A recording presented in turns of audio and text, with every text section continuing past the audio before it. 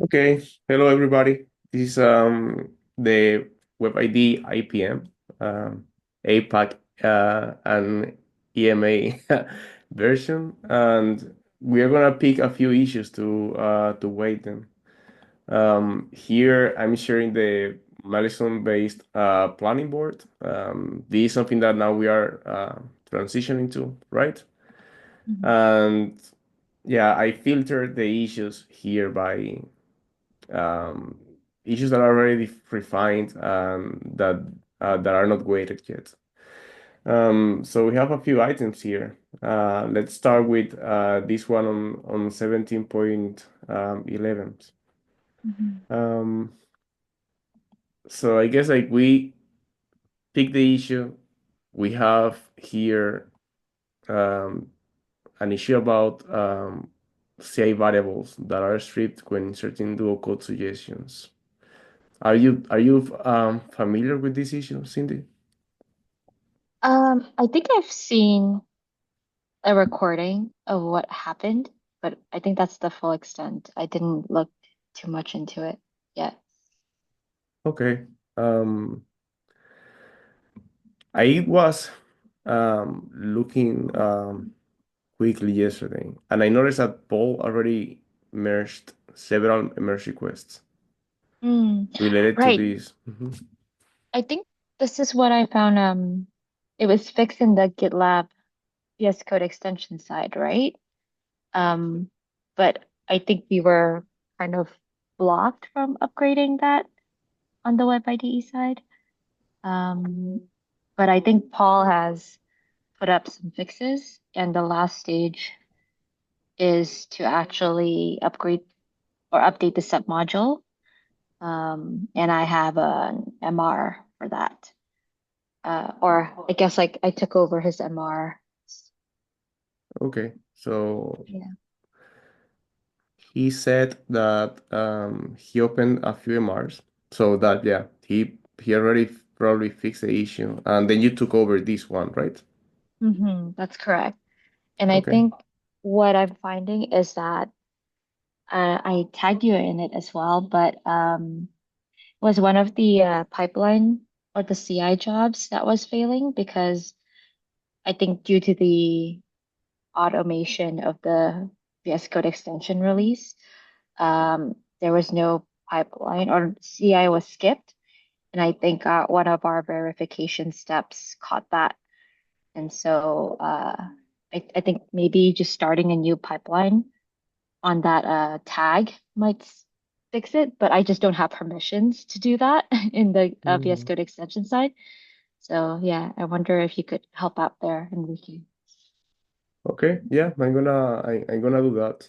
So you mean that well, we can right we can take a look at that later and focus on the estimation, but sounds good. Sure. I'm gonna take a look. So like Mhm. do you think that we can estimate this or do we need like more information? I think we could estimate based on the assumption that this Paul's changes so far will fix it, right? Mm-hmm. Sounds Yeah, good. yeah. Cool. I think we can weigh it. Okay. Okay, Um, so guess like yeah. Yeah. one, two, Two, three. three. Okay. Oh. So so why do you think it's a one?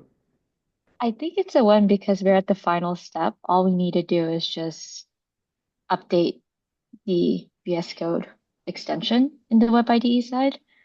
And I think that is I'm being straightforward, but I really don't know. I unknowns could happen, but I think quite unlikely. What do you think? Yeah, I just thought that maybe like there is an underlying issue that we have to fix, and that's the reason that the verified module is not working. But probably Mm, I'm overestimating that. Probably it's as you say, like if we trigger that pipeline, it's gonna be all right. mm. So yeah, I think that it's I will go with one. Yeah, Okay, sounds good. let me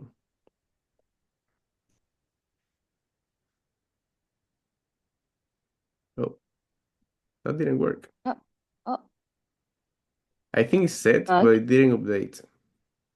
Let me let me see if I open the issue again and it works. Yeah, it's there. Okay, nice. That's a little bug. I'm going Mm, to I'm gonna try to report it on Is This Known. yeah. So you're taking over this issue, right? Do you want Yep. to have her assigned to you? Yeah, let's do that.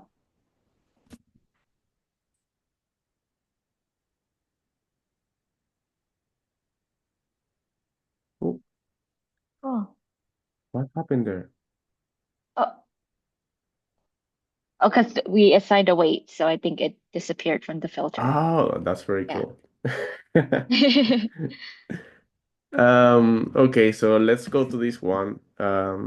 This is I think that this issue is about replacing the TypeScript syntax that we use to define arrays, right? Yeah.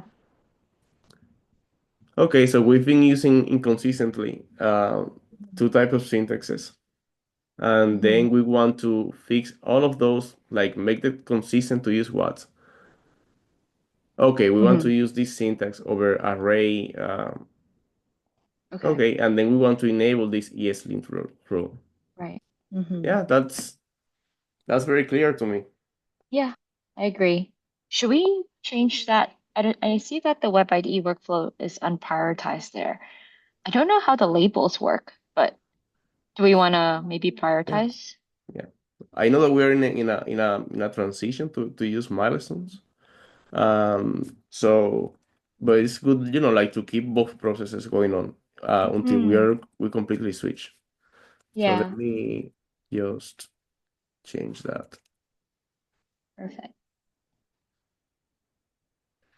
Um, I'm gonna put also like workflow ready for development. hmm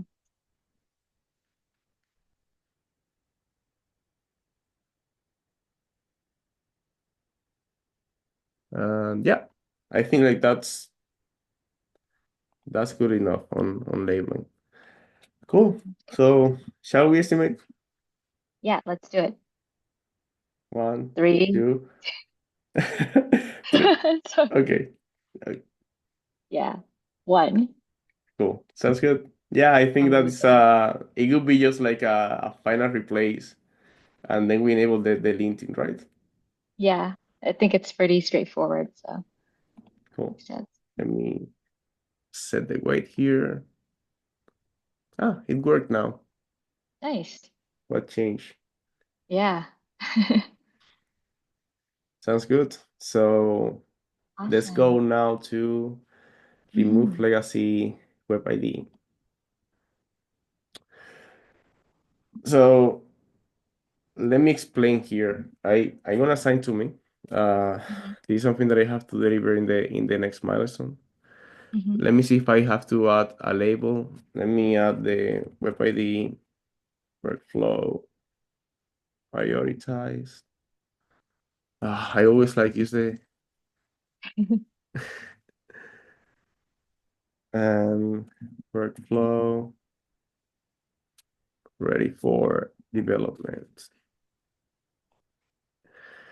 hmm So the key thing about this change is that we won't remove the source code of the legacy web ID in this issue. We are just going to remove the feature flag. Okay. Yeah. Wait. So in that way, And let's say so, that. sorry, please go ahead. No, I was going to say that in the case that a customer let's say like presents a critical situation where we need to recover it, it's easy to do it. Mm, okay. Sounds good. And so the default would just be the new, like, we'll load the VS Code Web IDE basically, right? Um, okay. Sounds great. Yeah, and it's just like yeah, it's a feature flag removal basically. Yeah. Cool. So Um,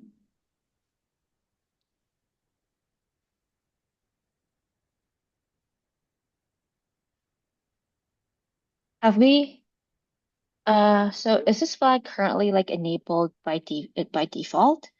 Or I'm just trying to think about where we are at with the flag. Okay, so the flag that enables the VS Code based Web IDE Hmm. is enabled by default on self-managed. So Hmm. customers have to opt out of the VS Code Web IDE. Okay. Uh, we did some research on the usage, Hmm. and what we found is that yeah, less than 1% of the instances that we can see their feature flag status opt out of Hmm. the web ID. I don't want to open the metrics issue because it's an internal link. Hmm. Um, but it was a little bit like 0.74% or something like that. Okay, I see. Okay, sounds good. Cool. So yeah, I think this is ready then. It's like you said, it's really just removal of the flag, the last step, right? Of rolling out basically. So Yeah. cool. Okay, awesome. So Ready to wait? okay, You count it down. one, two, three. Nice. Yeah, this is also an easy one. Yeah,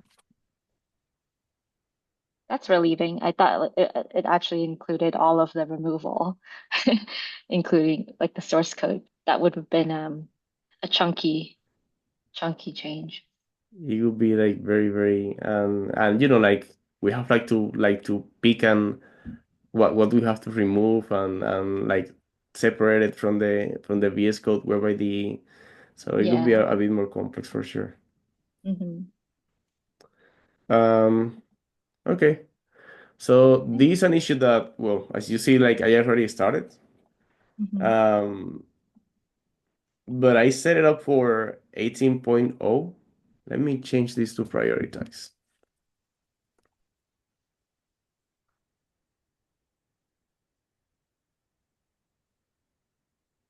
Okay, I already started it. I assigned it for 18.0 because there is a feature flag attached to it. And according to the feature flag process, I shouldn't close this issue until we close the rollout issue as well. So I want Okay. like to keep the feature flag until 18.0, do some internal testing, and if everything works fine, then I close both issues. Got it. Yeah. But yeah, it's gonna be kind of strange because like we already know the complexity of it from the Yeah. implementation. So this I was feel like a two, right? I think so, yeah. I mean, it's hard to say. I feel like you've done the work already, so Yeah, it felt like a two. I spent like yeah. 1 or 2 hours on it, plus like Okay. code review. Yeah, it was Hmm. like not very complex. Yeah. I'm cool with two then.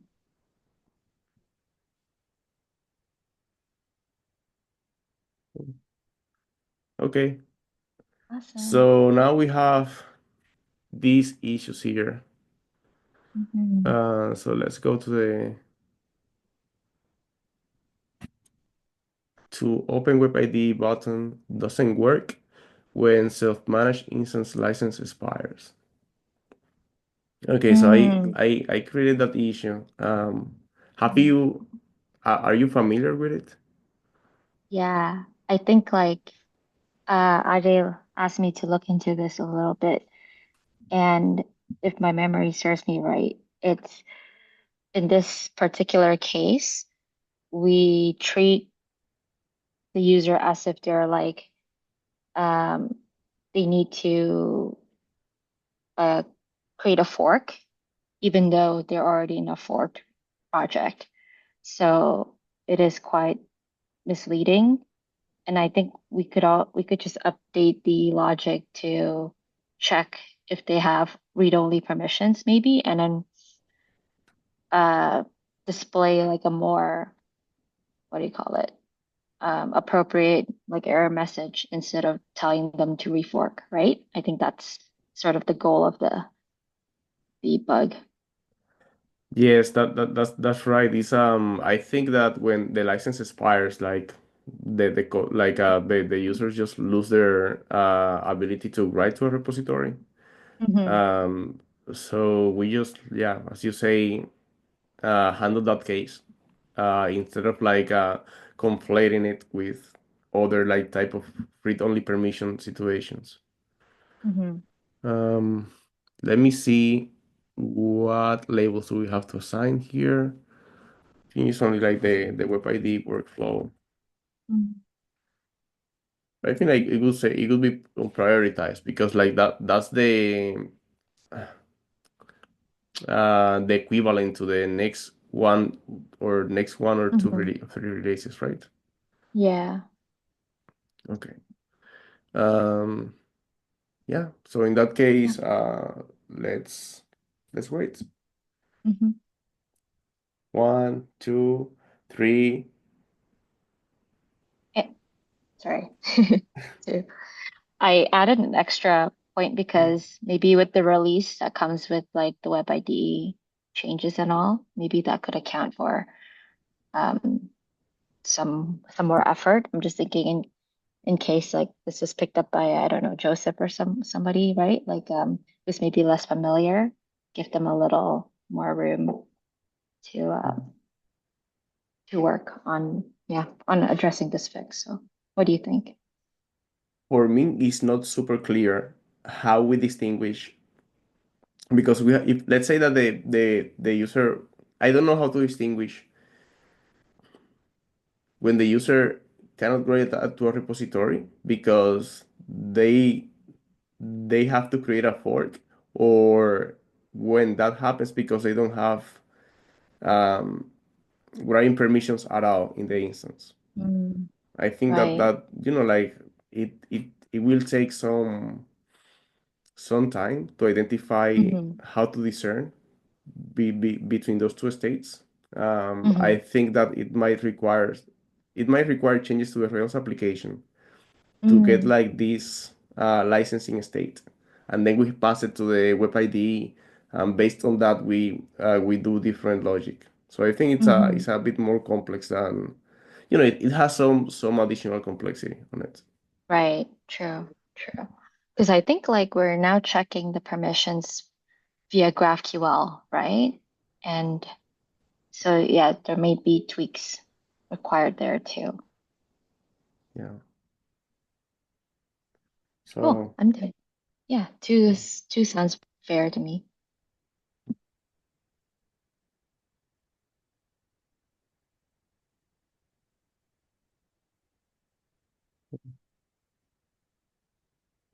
implement new GitLab web ID auth built-in session, built-in extension. What is this issue about? Let's read. So the GitLab workflow extension waits for the web ID built-in extension to activate. Then the built-in GitLab web ID takes a while to activate because it initialized the file system. As identified in this comment, the web ID extension must wait for the file system to be set up before activating. Otherwise, we lost the VS Code file system progress loader. Okay, I think that I understand what this issue is about. So we want to extract the authentication parts of the web ID extension such that the VS Code workflow extension depends on that, and it can start quicker because it Mm-hmm. doesn't have to wait for the web ID file system to load. Right. Um, Having said that, um, I think that I disagree with this issue. Mhm. Here's the reason. Um, Now we are working on integrating the language server in the web ID, and the language server depends on the web ID file system. I've been having conversations with some engineers in the editor extension team, and we discussed that the best way of exposing the file system of the web ID is by just like exposing it through the extension API. Um, so for the language server extension to work, we would have to wait until the file system loads. Right. Um, Right. so I don't know if actually like we need to, what would be the benefit of loading the VS Code extension before the web ID file system loads, if it also depends on the file system. Mm-hmm. Yeah, I think this issue might be outdated now because perhaps it was just like what do you call it? User experience thing to sort of have the web IDE load like more seamlessly.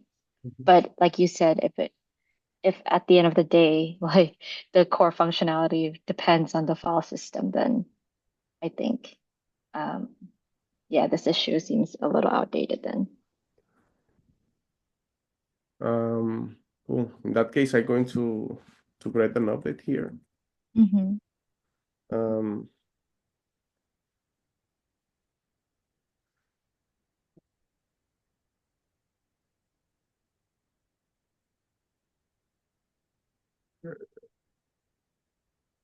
we found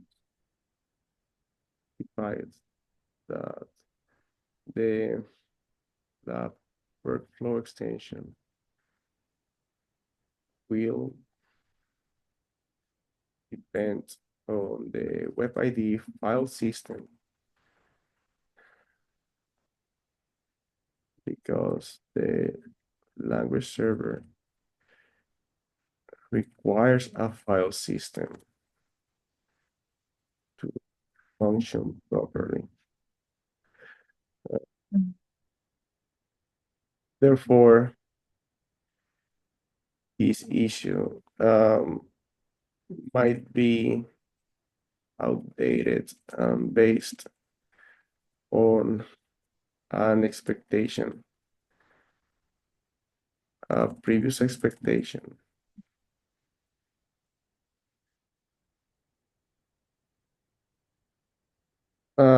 from I don't know from the that that didn't this didn't Mm-hmm. consider Mm-hmm. this requirement consideration. Um, Close this issue, Mm-hmm. but we can reopen the need for surfaces. Mm-hmm. Sounds good? Sounds great. Okay.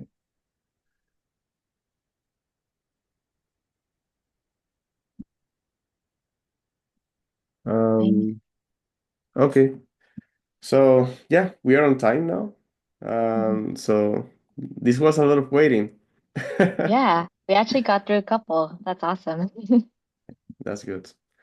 Okay, so I'm gonna stop sharing my screen. Um, Thank you so much, Cindy. Yeah, thanks, Um, Enrique, for driving. yeah, Awesome. cool. Well, see you around. Okay, see ya. Bye Bye. bye.